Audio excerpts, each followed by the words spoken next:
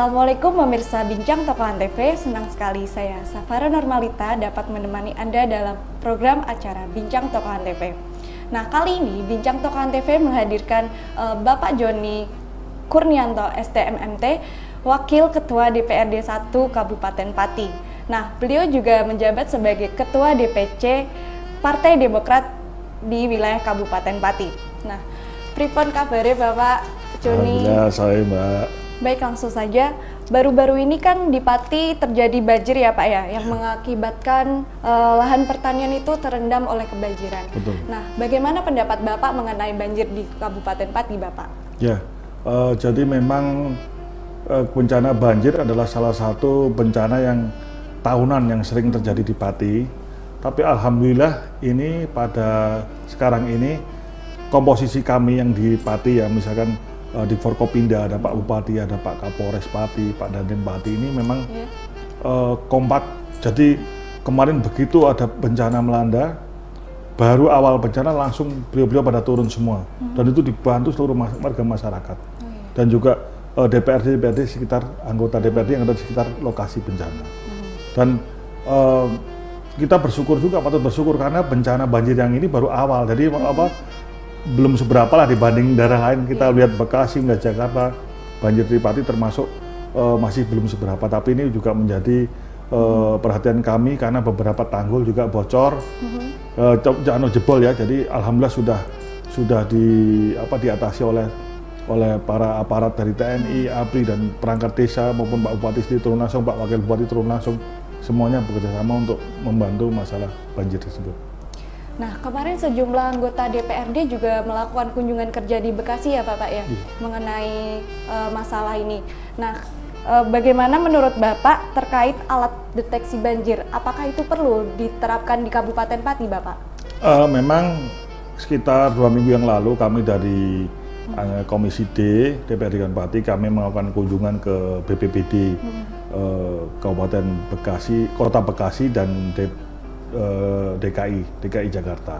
Dan kami lihat yang di Bekasi tersebut memang dijelaskan oleh BPBD Kota Bekasi bahwa mereka punya alat untuk mendeteksi banjir. Jadi ada mungkin sekitar 6 alat yang ditaruh di hulu-hulu sungai, di mana nanti ataupun waduk nanti, di mana itu nanti akan memberitahu tingkat debit ketinggian air waduk atau air sungai tersebut. Jadi akan memberitahu lebih awal. Nah, ini alat ini perlu sekali di Pati karena kita kadang-kadang kita tidak tahu air itu sudah tiba-tiba udah cukup tinggi tingkat airnya. Nah, ini kami dari DPRD Pati, Komisi D, kami menganjurkan memang pemerintah Kabupaten Pati untuk kita memiliki alat tersebut. Kalau nggak salah alat tersebut sekitar harganya 300 juta ya Bapak ya. Apakah itu tidak masalah untuk Kabupaten Pati? Iya, tidak masalah. Itu sangat perlu karena biar masyarakat kita bisa segera menanggulangi bencana banjir. Nah, sudah sejauh apa upaya yang dilakukan oleh DPRD dan juga jajarannya itu mengenai untuk mengatasi penebangan hutan dan juga waduk yang jebol kemarin, Bapak? Ya, jadi kami kemarin untuk menanggulangi tersebut, kami dari DPRD Pati, kami juga melihat bahwa sebetulnya sumbernya bukan hanya masalah penebangan hutan, tapi juga masalah membuang sampah secara sembarangan. Itu sangat harus kita jadi perhatian kita, karena kita harus mengajari masyarakat supaya membuang sampah pada tempatnya.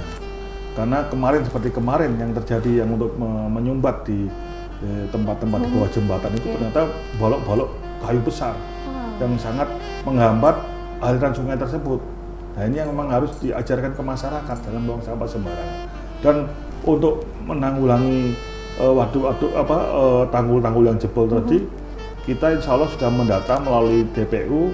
Jadi kita mendata DPU mana yang harus kita bantu nanti pada saat APBD perubahan nanti 2020 ini. Nanti kita bisa bantu untuk memulihkan infrastruktur di sana. Kalau itu memang wilayah Kabupaten Pati. Tapi kalau provinsi, nanti kita mendorong provinsi untuk menganggarkan di dana APBD perubahan 2020. Tubuh manusia dan dokter tidak bisa disalahkan, dan ini pun dari ID pun juga akan melakukan klarifikasi ke 2 rumah sakit tersebut. dan kami mendukung upaya dari ID tersebut. Kami memberikan waktu pada saat itu sampai hari Jumat atau seminggu lah, kita beri waktu seminggu untuk mengklirkan, untuk menginvestigasi, memanggil kedua rumah sakit itu sebetulnya gimana. Nanti dari dokter dari ID lah yang akan bisa menjawab. Jadi kadang-kadang memang kami juga paham, kami juga menyampaikan ke rumah sakit. Jadi ini tandanya rumah sakit Suwondo harus berbenah. Memang ya kita akui memang kurang bagus pelayanannya. Jadi makanya kenapa kok itu juga langsung bereaksi, juga marahin rumah sakit Suwondo pada saat itu. Tapi begitu kita ingat ini ada ID di sana dan itu ID yang bisa menyelesaikan, langsung kita lempar ke ID. Jadi memang kita memberikan pemahaman kepada rumah sakit untuk memperbaiki kinerja daripada rumah sakit Suwondo. Nah, baik Bapak.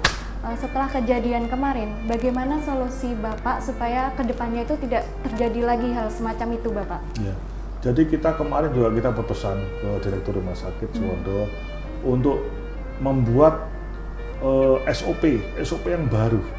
Jadi SOP untuk pelayanan satu, mungkin senyum dulu, senyum terhadap pasien ataupun yang ngantar pasien atau siapapun, senyum dulu, ya kan. Nanti kemudian dengan beberapa SOP, ya kalau perlu kita mencontoh lah rumah sakit yang baik.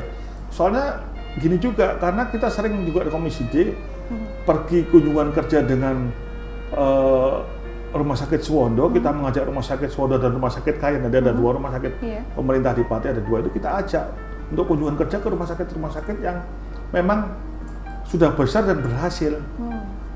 Nah itu percuma dong kita ngajak mereka kunjungan terus tapi kok tidak ada perubahan. Nah sistemnya ikut aja, dicontoh aja sistemnya. Nanti kalau memang karyawan itu tersebut tidak bisa mengikuti, ya dikasih surat peringatan 1, 2, 3. Kalau perlu diganti, dipecat atau gimana. Yang penting ini mari kita sama-sama perbaiki pelayanan di rumah sakit Suwondo. Seperti itu. Iya. Nah semoga hal tersebut tidak dapat terjadi lagi ya Pak ya. Iya.